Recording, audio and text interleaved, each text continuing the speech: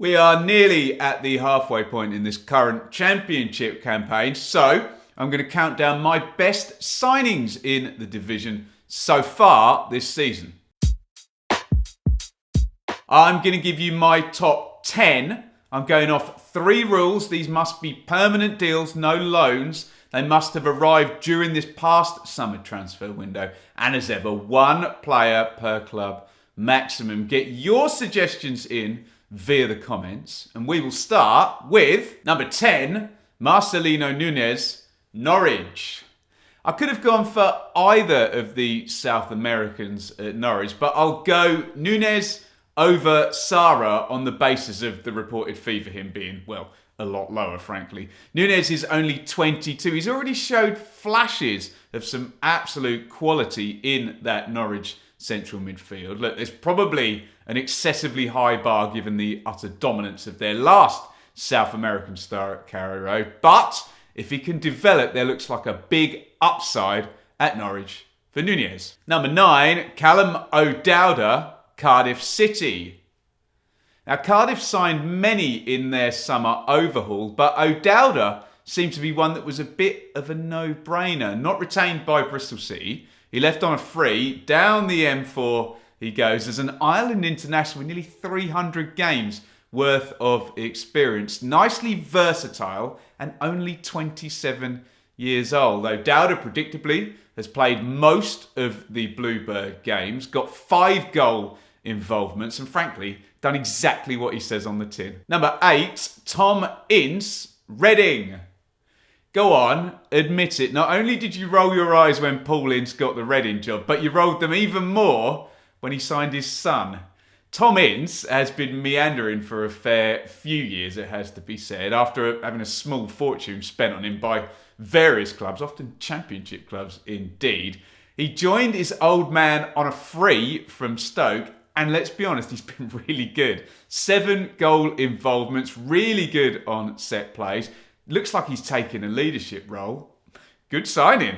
Number 7, Freddie Woodman, Preston North End. Now, much of the season talking about Preston has been spent pulling out stats about the sheer lack of goals in their game. So if we accentuate the positive, let's give Freddie Woodman, their keeper, some credit for a monstrous 11 clean sheets already for North End this season. There was an undisclosed fee in the summer from Newcastle, but Woodman has already proved himself in the Championship, indeed gone close to promotion with Steve Cooper's Swansea. Looks a really nice pickup in goal for Ryan Lowe. Number 6, Zian Flemming, Millwall. Now, Flemming had big shoes to fill at Millwall with Jed Wallace leaving, especially given the Lions did not get a transfer fee and spent what we think is a fair chunk on the young Dutchman. Plenty of pressure, and Flemming is looking the part. Very decent long-range shot. 5 goals already to his name. Millwall fans will hope that the fact that all of those goals came within 5 games means he's potent rather than streaky. I, for one, look forward to seeing the Dutchman develop. Number 5, Manuel, Benson, Burnley. Expensive, yes, I get it, but Benson is one of quite a few examples of Vincent Kompany using the Belgian transfer market when building his Burnley side this summer. There is also maybe a bit of recency bias after Benson was really good in the watch-along game between Sheffield United and Burnley this past weekend. But look, in terms of a dribbly, modern, inverted winger coming in off the right, Benson looks the part. 9 goal contributions already. I'm sure more to come and a big upside for the player. Number 4, Carlton Morris, Luton Town. Now, I always liked what this one stood for in terms of Luton and the development. A club working their way back up the ladder, now able to drop a decent fee on a striker in prime age to partner the already very good one they had that they may cash in on in the future. All seems very joined up thinking to me. And in addition to the good optics, Morris has been an absolute handful with 11 goal contributions for the season already. He's just 1 goal off the top of that golden boot chart. Number 3, Jack Clarke, Sunderland. Easy to forget that Jack Clarke was a £10 million player not so long ago, and he's still only 21. I was there at the Spygate game when he tore Derby apart, but that move to Spurs from Leeds just did not work out, did it? The fee was undisclosed. I don't know what it was, but Clarke already has 10 goal involvements for Sunderland for virtually every position down that Black Cat's left-hand side. If he revisits that early Leeds potential, this could be a very valuable signing for Sunderland.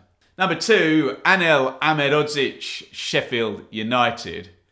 Okay, again, it's a parachute team dropping probably the biggest amount on this list, but Ahmedhozic ticks all the boxes, doesn't he? Rampaging centre-half, defensive work is good, and then 6 goal involvements up the other end as well. Really good age, good physicality. If this guy stays fit, continues to develop, and potentially then becomes a Premier League player soon, Mr. Anel is going to be worth a hell of a lot of money for Sheffield United as a mobile, modern centre-back. Number 1, John Ruddy, Birmingham. There's a curveball for you all. You didn't expect that, did you? A 35-year-old goalkeeper signed on a free transfer. You love to see it. And he barely played for the previous 4 seasons. Look, Birmingham are up there with the surprise packages of the season.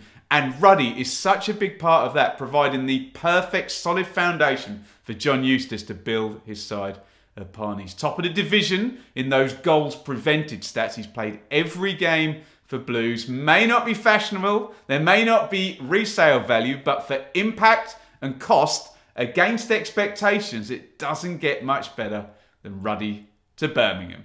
That's my 10. Get involved in the comments with your suggestions. Usual, ever so gentle reminder that there are 23 teams in the division other than the one you support. So you're ignoring 96% of the league if you do that predictable fanboying thing. If you like this type of video, then why not click up here and you can take a look at my youngsters 11 from the start of the season and see whether I was talking any sense whatsoever back then.